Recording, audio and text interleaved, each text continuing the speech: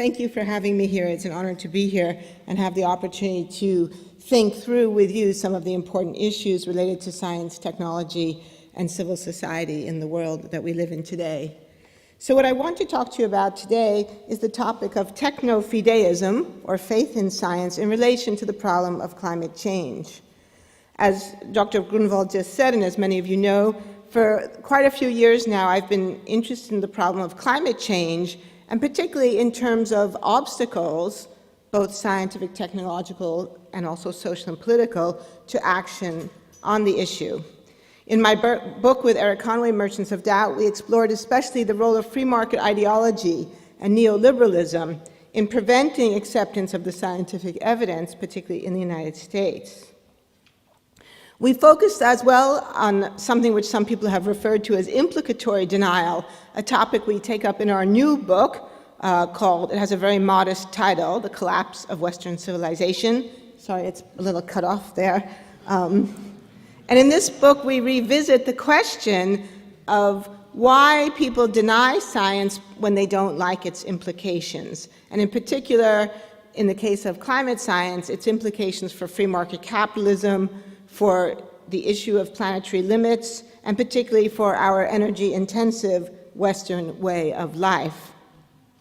Now, this question of the Western way of life can, of course, be parsed out in many different ways. But two aspects have particularly come to attention in recent years. One is the issue of consumption, and the other is the issue of production.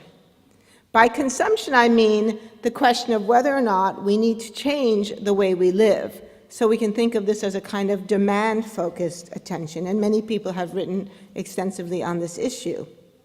Another way to think about it is to claim or to say that we need to change the way we produce energy. And we can think of that as the supply side of the question. Both of these changes are threatening, but they're threatening in different ways and to different groups.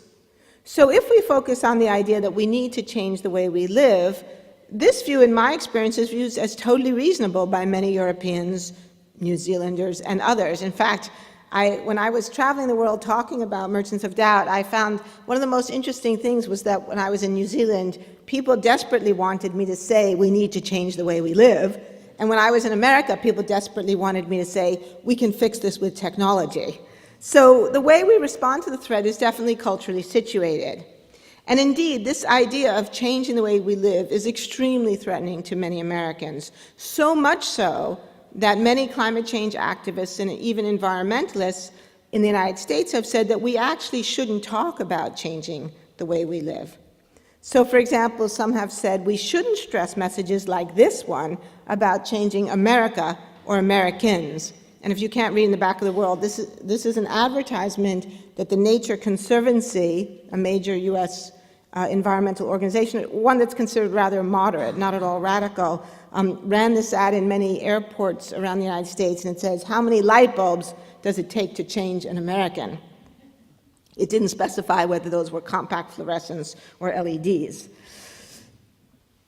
What I want to focus on today is this question of changing the way we produce energy, what we can call the supply side of the issue. This, of course, is very threatening to powerful fossil fuel companies, but it's not necessarily threatening to ordinary citizens. In fact, in the United States in particular, some people who are otherwise resistant to the idea of accepting the reality of anthropogenic global warming are actually quite amenable to the idea of domestically produced green energy. So, for example, some conservatives in America like to stress success stories, technological success stories, such as the rapid growth of wind energy production in West Texas. So today, as I said, I want to focus on the supply side, the role of technology in the production of energy, and specifically to look at the role that ideas about technology have played in U.S. debates about anthropogenic climate change. Now, I want to make one disclaimer, particularly since I'm here in Europe. The story is US-focused, not because I think America is better or more important than every other country, but because what Eric Conway and I have been trying to do in our work is to understand the sources of US resistance to action. So it is certainly not to disparage the importance of understanding this issue elsewhere in the world. So as you know, some of you know if you've had a chance to read our work, is we've argued that climate change skepticism in the United States is rooted in Cold War anti-communism, in a commitment to free market capitalism, and the fear that government intervention to control climate change or tobacco use or remedy acid rain was, as our protagonist put it, the slippery slope to socialism. This resistance was organized in a number of think tanks in the United States, in particular a place called the George C. Marshall Institute, and the invocation of Marshall is not a coincidence, right? This is a kind of homage to George Marshall and the Marshall Plan, which is understood by many Americans as having played a major role in rebuilding democracy here in Germany and elsewhere after World War II. And the three key protagonists in the story were all physicists who had played a major role in developing US Cold War weapons and rocketry programs. All three were physicists: Robert Jastrow, an astrophysicist; Frederick Seitz, a solid-state physicist; William Nierenberg, a nuclear physicist; and Fred Singer, an astrophysicist, all of whom held strongly conservative, anti-communist political views. All four of these men had built their careers, become prominent and influential in US Cold War rocketry weapons and programs. Now, of course, it's well known that weapons and weapons delivery programs were responsible for the massive expansion of physics in the post-war period, and these men, like many others of their generation, rode that wave of expansion to positions of power and influence at the interface between science and policy in the years between 1945 and 1989.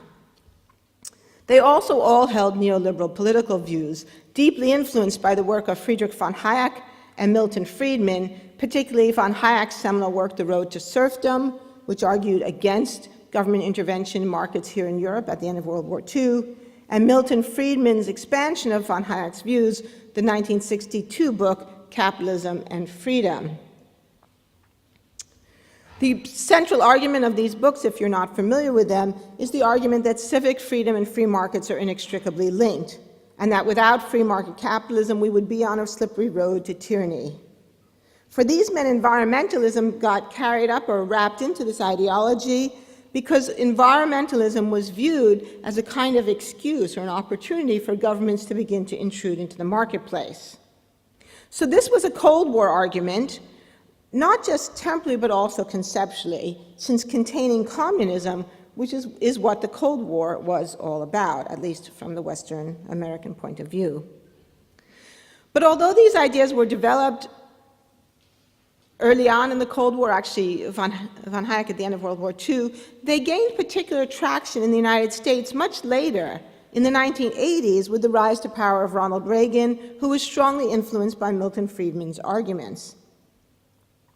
In his foreign policy, as you know, Ronald Reagan promoted a renewed hostility to the Soviet Union after a number of years of détente under Presidents Nixon and Ford, and in his domestic policy promoted deregulation of markets.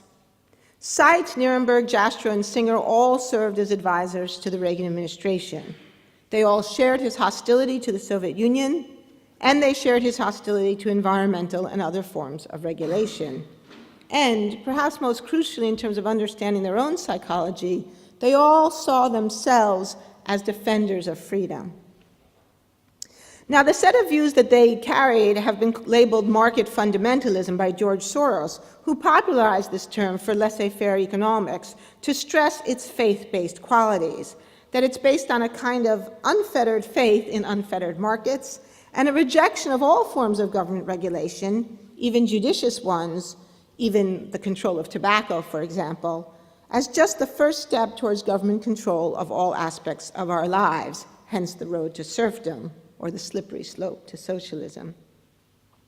And they linked this hostility, as I've already mentioned, to environmentalism. For Ronald Reagan, because he saw environmental regulation as impeding the prerogatives of business.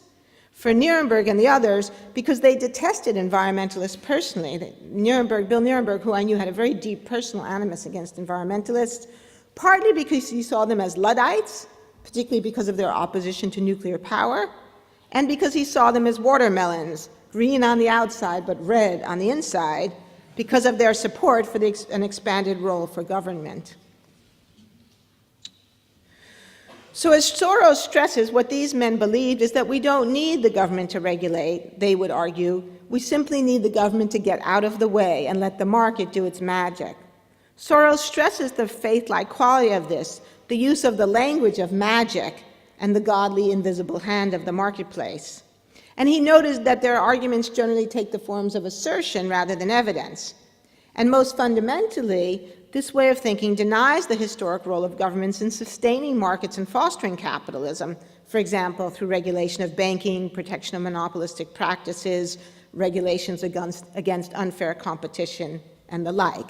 Indeed, it was Adam Smith himself who famously pointed out that for capitalism to work, we have to regulate financial markets, something we've seen only too clearly in recent years.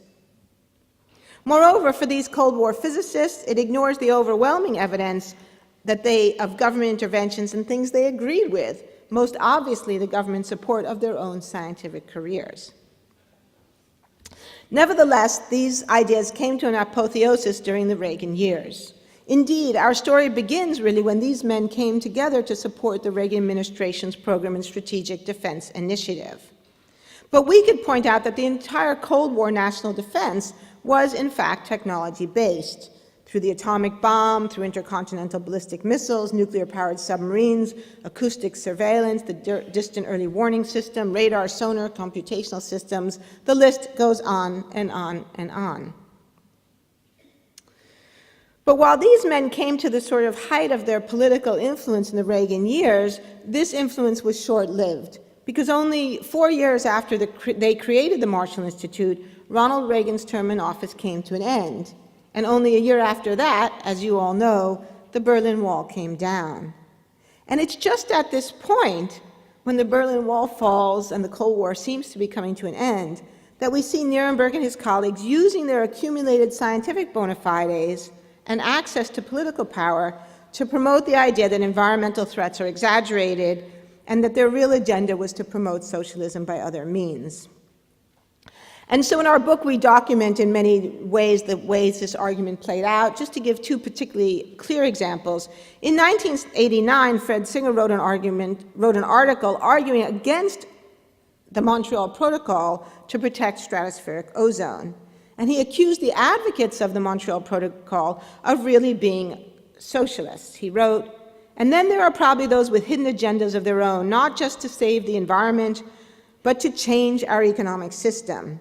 Some of these coercive utopians are socialists, some are technology-hating Luddites, most have a great desire to regulate on as large a scale as possible."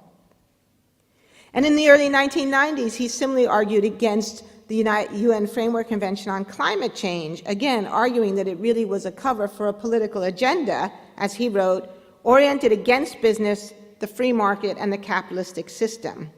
Of course, after the collapse of socialism, it is no longer fashionable to argue for state ownership of industrial concerns. The alternative is to control private firms by regulating every step of every manufacturing process. So that's the crux of the argument that we focused on in our book, Merchants of Doubt. But there was a second half to this argument that I want to focus on today, and that's what we call technofideism. That at the same time as these people oppose government intervention, they also have an abiding faith in technology, created in free markets, to solve human problems and address human needs. Technology, they argued, would solve the problems of acid rain, ozone depletion, and climate change, and that's why there was no need for the government to intervene.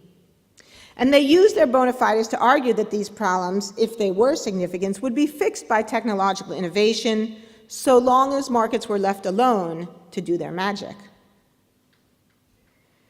Now, our protagonists were scientists, PhD physicists, but their work was largely focused on developing technological systems, like the distant early warning system and submarine-launched ballistic missiles.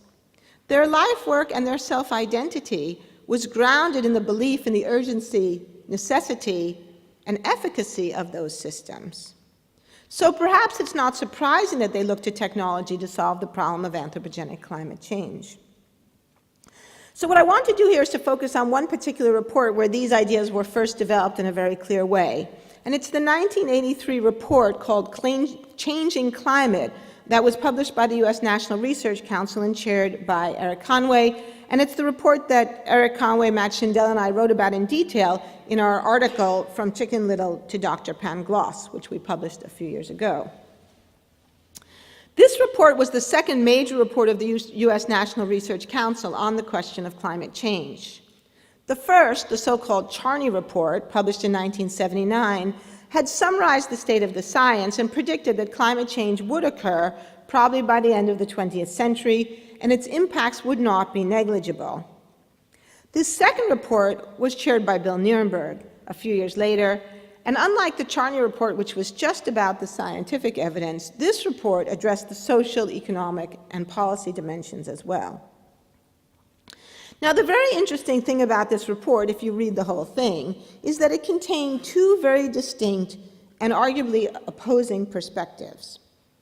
The report was divided into a series of chapters, and the chapters were authored by individuals, so you know who wrote which chapters, and all of the chapters written by the natural scientists expressed concern, even worry, that unmitigated anthropogenic climate change could have significant adverse impacts. And they emphasized these potentially severe effects, particularly the risk of sea level rise. But the economists on the committee, William Norhaus and Thomas Schelling, were not so concerned. They emphasized the uncertainties and argued that the cost of mitigation might be greater than the cost of inaction, and so we should not do anything right now, but we should wait and see. The natural scientist view was summarized by John Perry, a staff member of the committee, who wrote, "Most people assume that we could continue to meet our energy needs through a judicious use of the world's ample remaining stocks of fossil fuels, mainly coal, during a long transition to a sustainable global energy system. But this assumption," he argued, "might be flawed because damage to the Earth's climate may be the major flaw in this strategy." He also pointed out that many people in 1983 assumed that the problem was far off in the future, but it probably wasn't. He wrote, "Physically, a doubling of carbon dioxide is no magic threshold.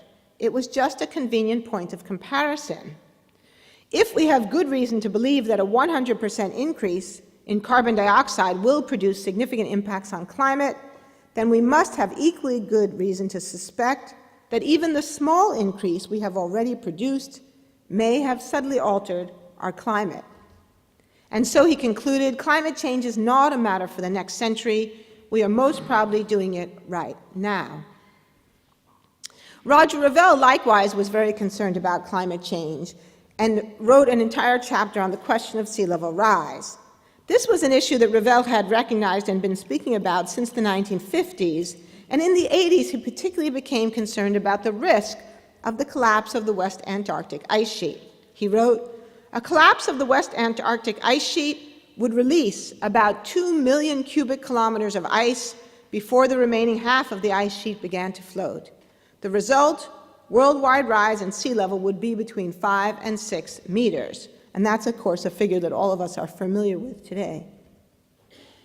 If such a sea level rise happened," Revelle continued, "the oceans would flood all existing port facilities and other low-lying coastal structures, extensive sections of the heavily farmed and densely populated river deltas of the world, major portions of the states of Florida and Louisiana, and large areas of many of the world's major cities." The last time that sea level rise was that high, Revelle pointed out, was 125,000 years ago, and the world was a very different place. He concluded, disintegration of the West Antarctic ice sheet would have far-reaching consequences. But the economists on the committee had a completely contrasting view.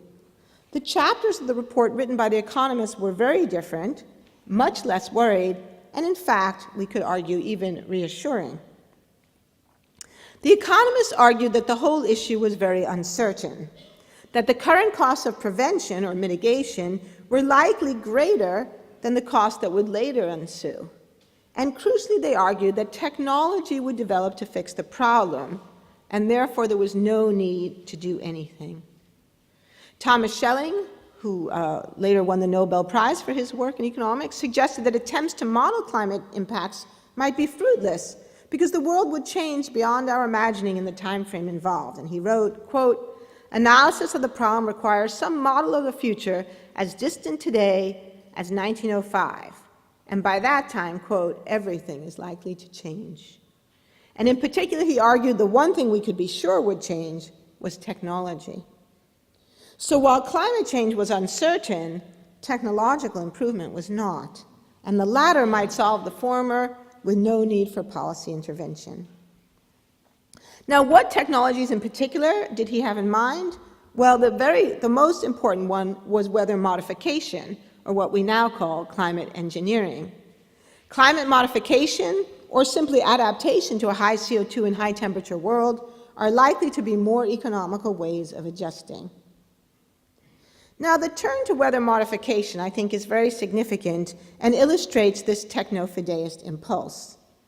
He's arguing that all the climate science is so uncertain that we can't justify doing anything about it. We can nevertheless be certain that technological innovation and improvement will occur and therefore reassure us. So in a sense, he's saying the science is uncertain, but technological advance is not. Now, one might argue that history gives grounds for scientific skepticism and technological optimism, but Schelling's faith in weather modification as a remedy to climate warming tends to challenge that idea. Because he himself, only 3 years earlier in a report, had noted that, quote, current capabilities give no ground for hoping that controlled weather modification could compensate for global changes in climate. So to suggest that in the future those capabilities would so compensate was at best highly optimistic, resting on a presumption of major technological breakthroughs, a presumption that he had rejected only 3 years before. It was also ironic, given that the history of weather modification was not a history of success, but rather a history of failure, one of deep uncertainty, anxiety, and even embarrassment. Scientists had persistently doubted that modification really worked. The General Electric company that had a major research program on it had given up this program for fear of legal liability if cloud seeding triggered a hurricane or something like that. And the US government had been mightily embarrassed in the 1970s by revelations of cloud seeding as a means of warfare over the Ho Chi Minh Trail during the Vietnam War. Indeed, in reaction to the Ho Chi Minh Trail scandal, the US Congress had called for an international agreement to prohibit weather modification as a form of warfare. And in 1977, the US government and the USSR had signed the Convention on the Prohibition of Military or Any Other Hostile Use of Environmental Modification Techniques. For these various reasons, by 1980s, most observers considered weather modification to be discredited, both technically and politically. But despite this, Schelling presumed that future technological innovation would make weather modification feasible, practical, controllable, affordable, and socially acceptable. But if it didn't, then he argued we could adapt in other ways, for example, by using biotechnology to modify our crops. And so the report concluded with a focus on adaptation, resting on the presumption that technology would foster that adaptation faster than adverse climate impacts would unfold. The report concluded, viewed in terms of energy, global pollution, and worldwide environmental damage, the CO2 problem appears intractable. But viewed as a problem of changes in local environmental factors, rainfall, river flow, sea level, the myriad of individual incremental problems takes their place among the other stresses to which nations and individuals adapt. In other words, it was no big deal. And if we failed to adapt, well, we could always migrate. And thus Bill Nierenberg wrote, not only have people moved in the past, but they have taken their horses, dogs, children, technologies, crops, livestock, and hobbies. It is extraordinary how adaptable people can be. Now, when the report was submitted for peer review, it was reviewed by Alvin Weinberg, the director of the Oak Ridge National Laboratory. Weinberg found the report to be, quote, seriously flawed. And particularly, he noted the report's technofideist approach, not least because he saw it as exactly that, a kind of faith unsupported by evidence. He argued that the authors had presented virtually no evidence to support their claim that technology would enable effective adaptation. They had simply asserted that markets would provide technological solutions and do so without much pain or dislocation. The report similarly and implausibly asserted that people could easily migrate. And Weinberg wrote, "Does the committee really believe that the United States or Western Europe or Canada would accept the huge influx of refugees from poor countries that have suffered a drastic shift in rainfall pattern? I can't for the life of me see how historic migrations, which would generally have taken place when political boundaries were far more permeable than they are now, can tell us anything about migration 75 to 100 years from now, when large areas lose their capacity to support people. Surely there will be times of trouble then."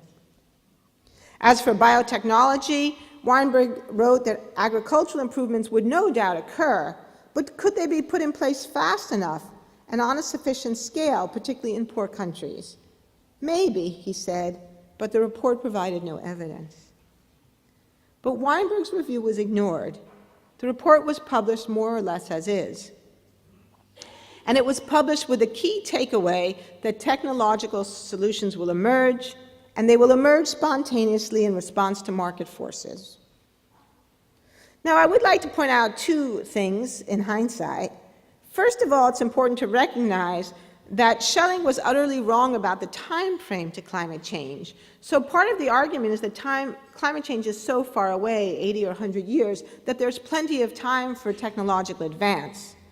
But in hindsight, we know that it did not take 80 years for the anthropic signal to be detected.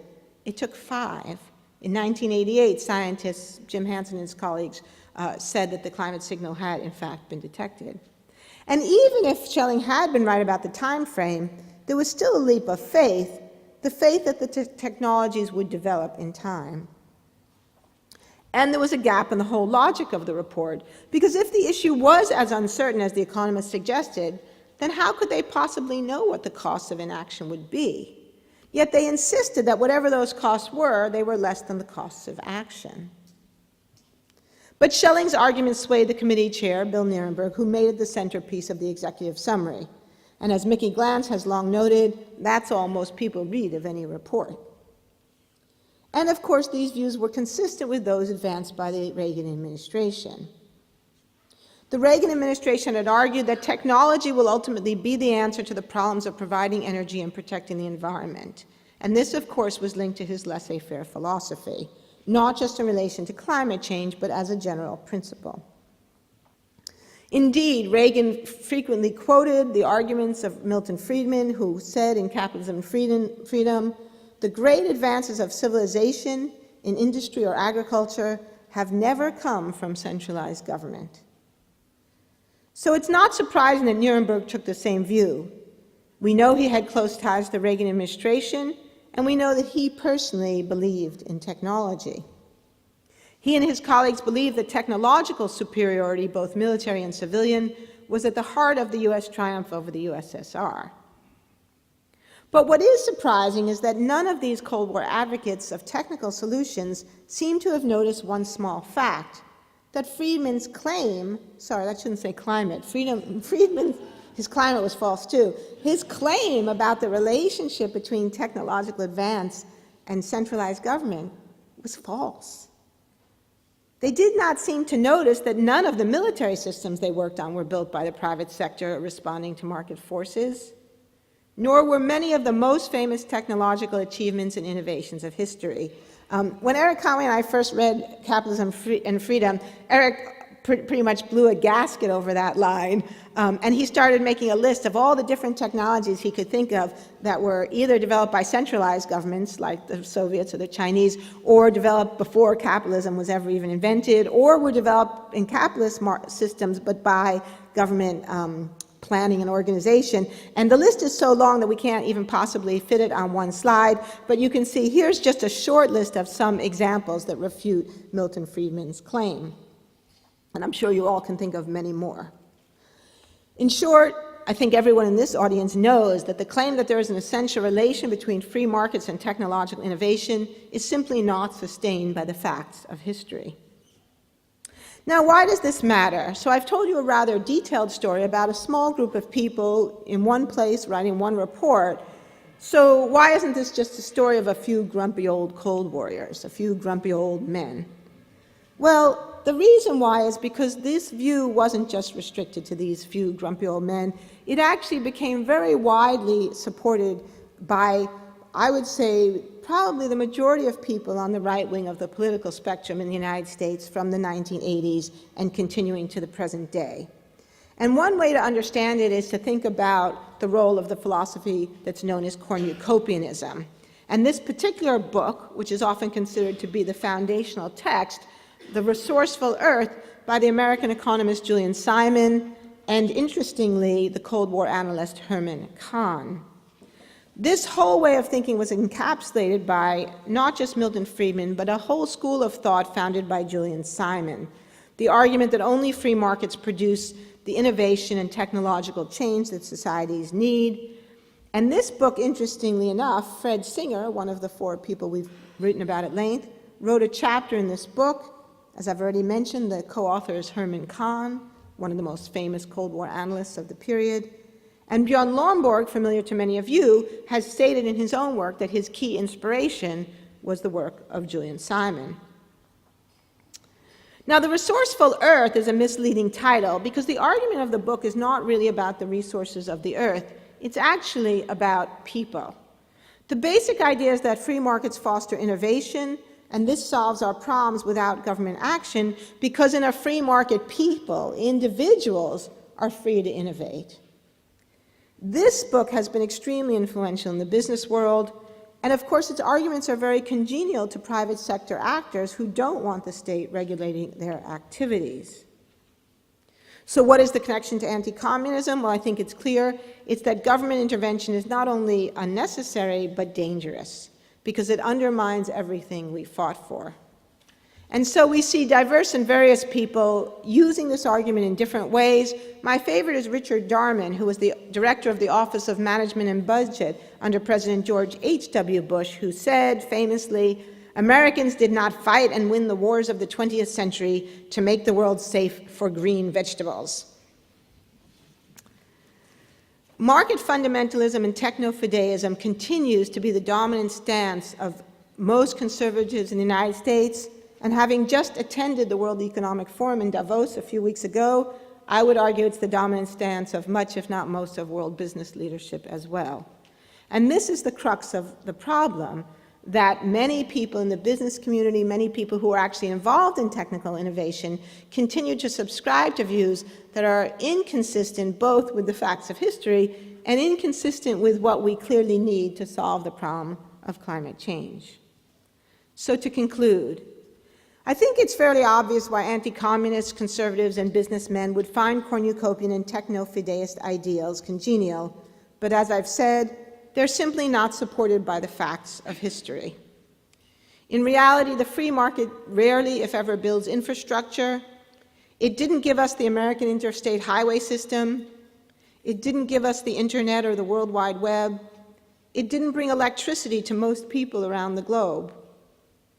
It may give us technologies we want, like cell phones, but not necessarily the technologies we need, like the energy technologies to bring us into a green energy world.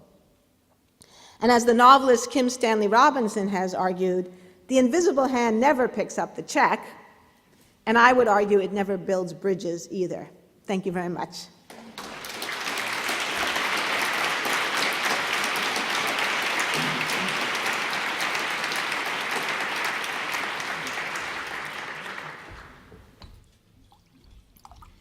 Thank you so much, Naomi, for your deep insights into the history of thinking over the past decades. In particular, it was very interesting to me to see how ideas from Cold War survived after the Cold War had ended and took a different shape and still is alive in different form. Upon the idea of migration of the population in case of emergency, it came to my mind that again and again I hear the message, in case of emergency with respect to environment, climate and so on, we should prepare for an emigration from Earth, to go to space, to find a new planet where to live, perhaps a technical planet, perhaps create a new one. And this is, so to speak, the last consequence of technofideism in a sense. Technofideism, I guess, very close to what we are dealing in with technology assessment, because TA is deeply convinced that technology advance is necessary in many fields, but it's not a salvation in itself. But it has also often non-intended consequences, so it solves some problems, but it creates others. And we have to balance and to be aware of what might come. Okay, a conference is not only about learning and listening, but also about discussing, debating, questioning, and so on. This ambiente is not very dialogue friendly, but I guess we should try it. There are some micros available, and so we take about 10 to 15 minutes for at least a piece of discussion. So the floor is open, and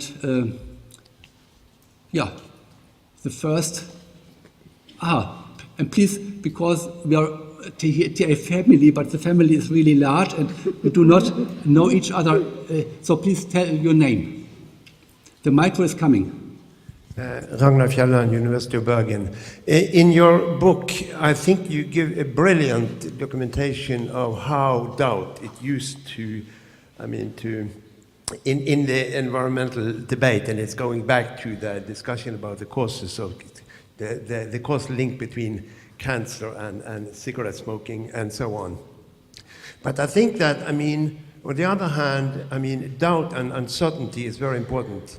And in a way, scientists may get into some kind of vicious circle here, because in the old days, scientists may be tempted to not expose their uncertainty, because then the politicians don't think that it's simply not objective. So in a way, what should scientists actually do? My advice would be, and has always been, that they should never try to conceal uncertainty, because maybe not in the world, but in science, I think that honesty always pays in the long run. Yes, I would like to have your comment. Yes, thank you very much for that comment, because I agree it's a very, very important point. Is that too loud? It seems very loud. It's actually a crucial point, and it's something that we were grappling with in writing the book, because I agree completely. Part of the reason why the strategy of doubt-mongering is so nefarious is that it takes what should be a strength of science, which is the open discussion of uncertainty, and uses it against it as a weakness. And it becomes very hard for scientists to know how to respond appropriately, because you're absolutely right. It doesn't work for scientists to say, we absolutely know this is true. And it doesn't work for scientists to deny the true limits of science or the fallibility of science. But at the same time, it can be confusing to people on the outside. So I think that this is a topic that needs much more discussion in the science and technology assessment community. How do we acknowledge the very real limitations of our knowledge, the very real uncertainties, the fact that all scientific knowledge is fallible, that we know that our views may change in the future, and yet the fact that we don't know everything doesn't mean we know nothing. The fact that things are uncertainty is not the same as ignorance, and how do we make those things clear? And I think one of the mistakes that some people in the climate community have done is that they've responded to the doubt-mongering with what I think is a kind of going overboard on uncertainty articulation. So if you read the IPCC reports, you probably know there's tremendous amount of attention to uncertainty. They've written guidance documents on uncertainty, tremendous attempt to quantify uncertainty, in my mind, in some ways that I think are actually fallacious, but that's a whole other conversation we could have. And I think they've done that partly because they think that by articulating the uncertainties more clearly, that this will somehow solve the problem of doubt-mongering.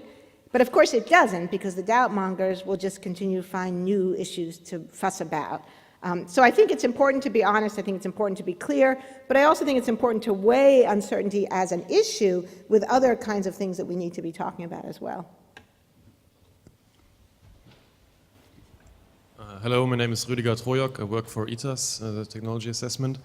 I was wondering what your suggestion for solutions are for the future, because with the baby boomers we have a lot of grumpy old men in power.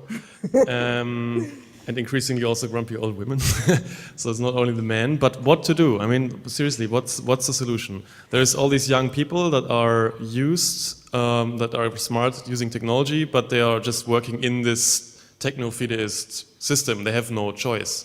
There is no other options.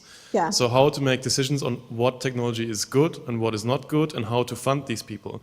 And you were kind of advocating a bit for governance control in building technology. But what I see today from governments is mostly paranoid control systems built with the technology that we have.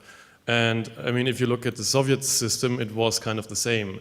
So the only thing I expect from that is an abuse of technology to maintain their power or increase their power. On top of that, most governments are national systems and they are not able to think globally. So I don't think that's a good way. So do you have any suggestions how to solve that mess? Okay, well, thank you for that question. It's a very important one. It's a very complicated question. You put a lot of things into it. So let me just first of all say one thing.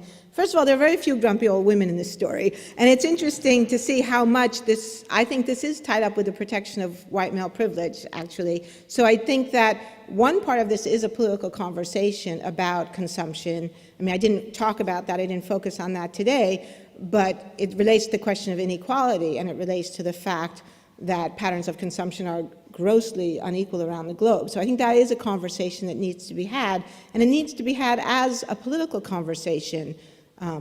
So that's one thing, and that's a conversation that everyone can participate in. Second of all, I want to be really clear. I'm not advocating government control, right? That's what Bill Nierenberg would accuse me of, but that's not the argument. The argument is the government role.